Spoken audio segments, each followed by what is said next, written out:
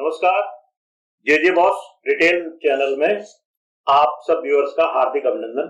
उम्मीद है कि आप कुशल से होंगे। वासंतिक नवरात्र, भारतीय नववर्ष और नव संवत्सर की खूब सारी शुभकामनाएं। संवत्सर क्यों, कैसे, इस संवत्सर का क्या नाम है, भारतीय कैलेंडर यानी पंचांग के 5 अंग कौन से हैं, इनकी जरूरत क्यों होती है, वासंतिक नवरात्र के दौरान भारतीय वांग्मय में कौन सी बड़ी घटना हुई थी, आदि विषयों पर हम चर्चा करेंगे। ये जो आगे सीरीज चलने वाली है नवरात्र के दौरान, ये उसका इंट्रोडक्टरी पार्ट है, यानी कि परिचयात्मक पार्ट है। इसके बाद एपिसोड में हम देखेंगे कि भारतीय पंचांग को डिजाइन करते समय किन किन बातों का ध्यान रखा जाता है। क्योंकि हम देखते हैं कि हम लोग तिथि, त्योहार, पर्व सब देखते तो है, लेकिन कई बार समझ नहीं पाते हैं, या हम शुभ अवसरों की तलाश करते हैं, मुहूर्त तलाशते हैं। ये क्यों तलाशे जाते हैं, भद्रा क्या है, हम जान नहीं पाते हैं। भारतीय पंचांगों की विकास यात्रा क्या रही है, संवत्सरों के नाम कितने हैं, क्यों और कैसे रखे जाते हैं, ये सब इस सीरीज के दौरान मैं बताऊंगा। व्यूअर्स, आज मैं कई दिन बाद आपसे मुलाकात कर रहा हूं, इसके लिए माफी मांगना चाहता हूं। इधर ब्लॉग वाले चैनल यानी कि जगत नेचर चैनल पर ज्यादा समय देना पड़ा था, कुछ मैं बाहर भी चला गया था घूमने के लिए। चैनल पर नियमित रूप से आपसे मुलाकात अब मैं करता रहूंगा। जे बॉस रिटेल चैनल पर उन्हीं विषयों पर आपको विश्लेषण परोसा जाएगा, जो विषय अपने व्यूअर्स का टाइम पास तो करें मगर उनका नॉलेज भी बढ़ाएं, एंटरटेन करें मगर युवाओं की परीक्षा में उत्तर लिखने के काम भी आए। गुरुजन यानी कि जो शिक्षक बंधु हैं, इन विश्लेषणों को सुनेंगे तो वक्त जरूरत वो अपने स्टूडेंट्स को कुछ नवीनतम जानकारी या लेटेस्ट इंफॉर्मेशन उनको दे सकेंगे। समाज में सक्रिय रहने वाली महिलाएं या पुरुष उसको सुनेंगे तो उनके जीवन में काम आएगा और उन्हें कोई बेवकूफ नहीं बना पाएगा, यानी कि उनको गलत सही पढ़ा करके आगे नहीं बढ़ पाएगा, वो वहीं पर रोक लेंगे। अब बात करते हैं वासंतिक नवरात्र। इस बार वासंतिक नवरात्र 22 मार्च 2023 बुधवार से शुरू हो रहे हैं और ये 30 मार्च तक चलेंगे, यानी कि प्रतिपदा 22 मार्च को होगी। विक्रमी संवत्सर का नाम पिंगल है, इसके राजा बुध हैं और मंत्री शुक्रदेव हैं। शारदीय नवरात्र की तरह वासंतिक नवरात्र के 9 दिनों में मां आदिशक्ति नव दुर्गा के 9 रूपों की उपासना होती है। आप सब जानते ही हैं, प्रथमम शैलपुत्री, द्वितीयम ब्रह्मचारिणी, तृतीयम चंद्रघंटेति, कूष्मांडेति, चतुर्थम पंचमम स्कंदमातेति, षष्ठमम कात्यायनी, सप्तमम कालरात्रि महागौरी च, अष्टमम नवमम सिद्धिदात्री, यानी कि ये 9 दुर्गाएं हैं, इनकी पूजा करते हैं। आप ये भी जानते हैं कि वर्ष में 4 किस्म की नवरात्रियां होती हैं, 2 गुप्त होती हैं, 2 प्रकट होती हैं। जो प्रकट हैं वो एक वासंतिक है जो अभी आ रही है, और शारदीय यानी कि जो अक्टूबर नवंबर में हुआ करती है।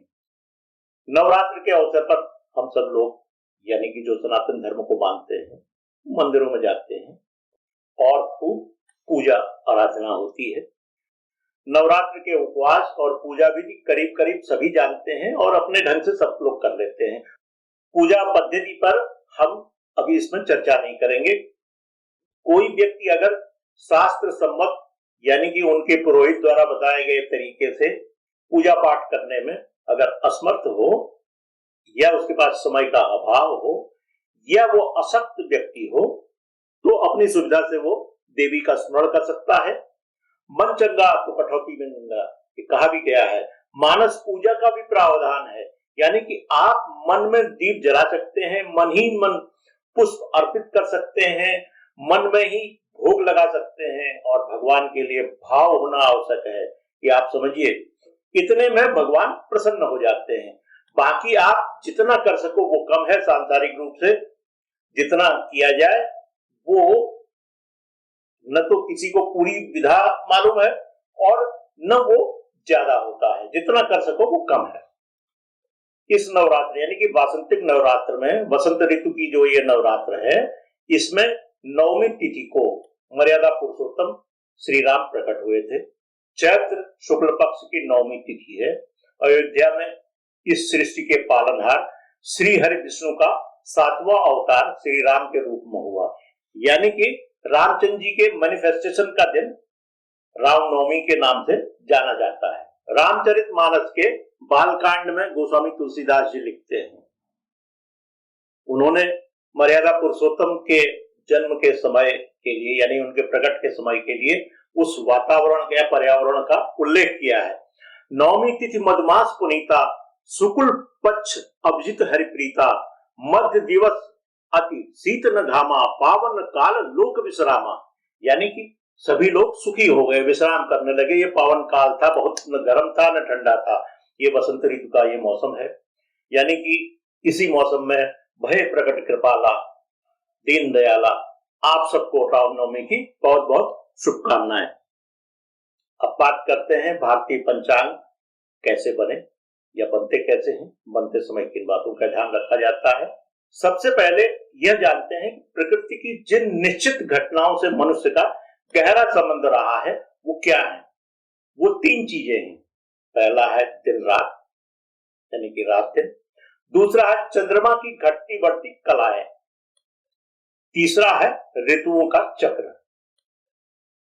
इन 3 खगोलीय घटनाओं से 3 प्राकृतिक काल अवधियां क्रमशः दिन, रात दिन से दिन 24 घंटे का, और चंद्रमा की कलाओं और सूर्य के राशि परिवर्तन से महीना, और ऋतुओं के चक्र से वर्ष सुनिश्चित होता है।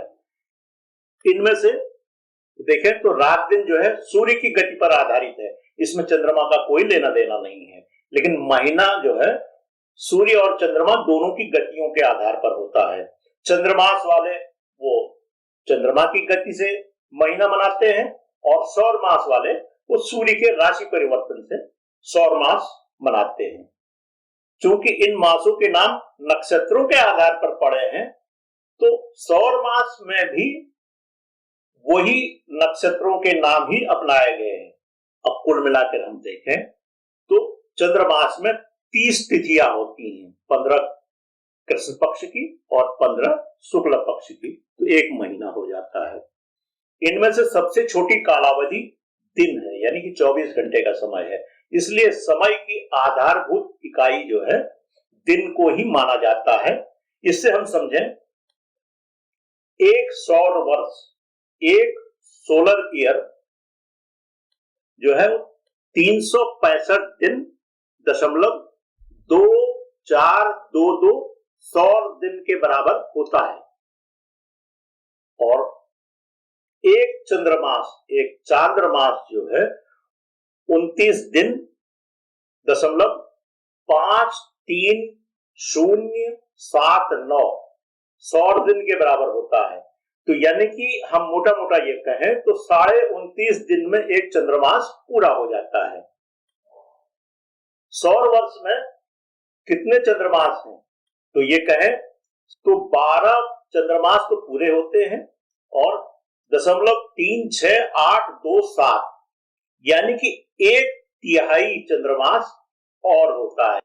जो चंद्र वर्ष है वो थोड़ा सा छोटा होता है और सौर वर्ष बड़ा होता है। पंचांग को लेकर के काफी डिटेल हम अगले आने वाले एपिसोड्स में आप तक लेके आएंगे। भारत में अलग अलग सिद्धांतों के अनुसार पंचांग बनते रहे हैं, आज भी बन रहे हैं।